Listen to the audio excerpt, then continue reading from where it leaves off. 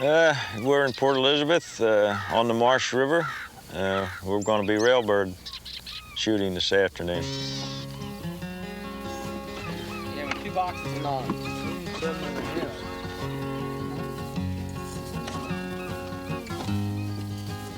Camps has been in the business of railbirding in Port Elizabeth here going on 75 to 100 years. One day my dad had an extra hunter come and he took me out in the river and he says, showed me how to do it. He says, here you are.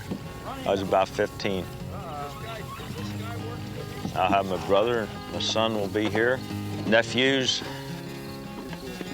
we got Milt Weatherby, he'd be the oldest one out of the bunch.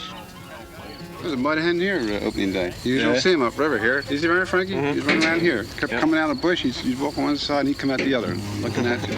Most of the hunters are, they're well-to-do people. Some of them's not. Some of them just enjoy going, just like anything else. Years ago, it was a rich man's sport. They claim that President Harrison shot here on 2 different occasions. We've had the governor of New Jersey. We've had people from all over the country. Railbird boats, the old ones were all made out of cedar planking on the bottom. Any of them that's built today most of them's built out of plywood and fiberglass, but there's not too many of them being built. They're all built by individuals that wants to go railbirding. Push poles most of them were handmade out of cedar. We still have a couple here that's just been cut out of the cedar swamp and smoothed down. But we get lazy, we go buy banister rails out of the lumber yard anymore. The poles are made with like 3 little duck feet on the bottom of them, and you have to have that to keep from going down in the mud. You would never get anywhere with just a straight pole. The different types of railbirds, we have the soar, that's the main bird we hunt. There's a Virginia rail, which we kill a few every year. And there's a yellow rail. For 35 or so years I've been going, we've probably killed maybe half a dozen. The migration is always at night. You never see them in the daytime. If you're out there in the meadow at night, sometimes you can hear them coming in, peeping and stuff. But you can't, you never see them. The marsh up above the Marshtown Bridge, most of it's the wild rice. The reason they migrate through here and stop is the wild rice. Now, you don't find them in the salt grass. They're just like anything else. They're wherever the feed's at. And the season for rails runs from September the 1st up into November. Most of the time, you get a heavy frost, they'll leave. They migrate through. We call them meadows. Some people call them swamps. They call them all different kind of things. The local people, they call them the marsh. The wild rice grows in that. Most of the meadows, like this one right up here is the Baudelaire meadow, we call it. And that was the name of the farm that was there. See, these meadows were all farmed at one time, all diked in, and it was farm ground. They got so expensive to keep the dikes up that they just let them go. They had rail fences out in these meadows, and when they flooded, these birds used to set on the rail fences. And my grandfather said that's how they used to shoot them right down the rail fences, and that's how they got their name railbird. The tide makes the whole shoot. You have to have the tide so you can push through the marsh to chunk the birds. The higher the tide, the better.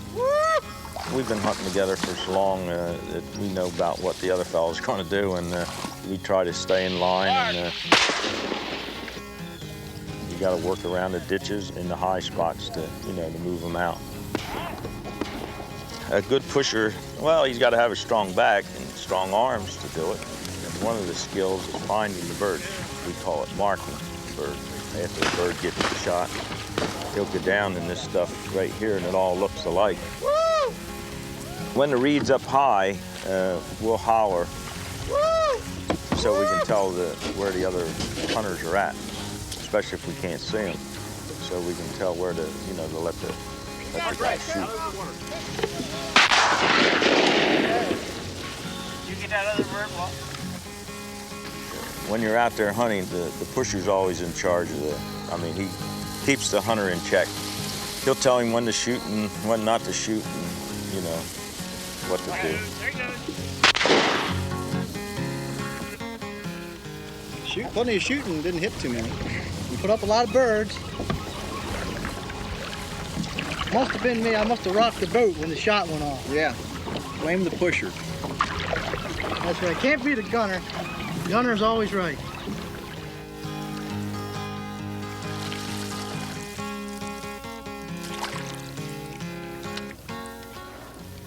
You get out there, you get away from everything. We get out there, we're just like the hunter. We're away from everything, you know, telephone and everything. What you like about it, you grow up with it. It's a thing of around here. I mean, we've been with it for years, 3 generations. I worked for the state of New Jersey as a forest fire warden. My crew members and stuff too, and we do a little farming on the side, and then we go railbirding in just a couple months. Everybody comes down's got a different recipe. Some of them put grapes up them and fry them, and the railbird tastes like a nutty flavor. I mean, it's nothing wild. I need one of them. We had a pretty good shoot today. Oh yeah. It wasn't too bad with what birds we No, had. thank you. Thank you. I think if you added them all up, we'd probably got 75 or 80 birds today. Could have been a lot worse. We've had a lot worse days than this.